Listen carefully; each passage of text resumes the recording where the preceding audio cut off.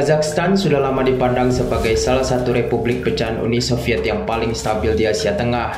Namun negara yang kaya energi ini menghadapi krisis terbesarnya dalam beberapa dasawarsa setelah pengunjuk rasa yang marah atas kenaikan harga bahan bakar menyerbu gedung-gedung pemerintah.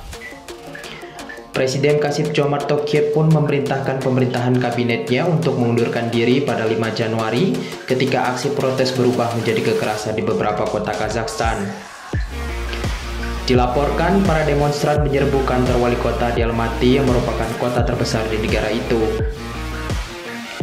Beberapa gedung dan kantor kejaksaan serta puluhan kendaraan polisi dibakar massa. Protes terus berlanjut meskipun pemerintah telah mengundurkan diri dan memutuskan untuk menurunkan harga bahan bakar dan membatasinya selama 6 bulan ke depan.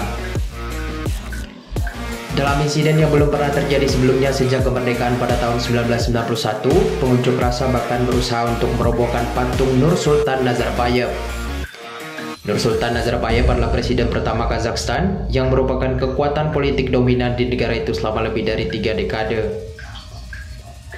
Ia menyerahkan kekuasaan kepada Kassym-Jomart Tokayev pada tahun 2019 yang lalu.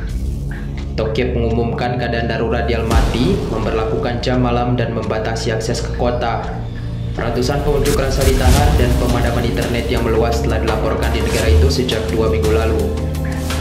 Kazakhstan merupakan sekutu dekat Rusia, keduanya berbagi serikat pekerja dan kemitraan strategis lainnya. Tokayev dan pendahulunya Nazarbayev yang terus memegang pengaruh politik di belakang layar mendapat dukungan dari Presiden Rusia Vladimir Putin. Presiden Kazakhstan Kassym-Jomart Tokayev mengatakan dalam sebuah pidato bahwa dia telah mengajukan bantuan militer ke Organisasi Perjanjian Keamanan Kolektif atau CSTO yang dipimpin Rusia. Aliansi militer CSTO tersebut mencakup 5 negara pecahan Soviet lainnya. Menurut Tokayev, bantuan militer dibutuhkan untuk memerangi apa yang disebutnya kelompok teroris.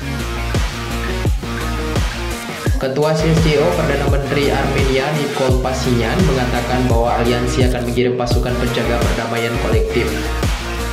Kehadiran pasukan ini dipertanyakan oleh Amerika Serikat. Negara adidaya itu berpendapat bahwa Rusia tidak seharusnya ikut campur dengan kerusuhan yang terjadi di Kazakhstan. Menteri Luar Negeri Antony Blinken mewanti-wanti Kazakhstan soal kehadiran pasukan koalisi Moskow di tengah kerusuhan besar-besaran di negara itu. Kementerian Luar Negeri Rusia lantas menegaskan bahwa kehadiran pasukan koalisi di Kazakhstan merupakan respon atas permintaan pemerintah setempat. Hingga kini tercatat lebih dari 3.000 orang mendapatkan perawatan di rumah sakit. Ratusan demonstran dan anggota polisi dilaporkan meninggal dunia.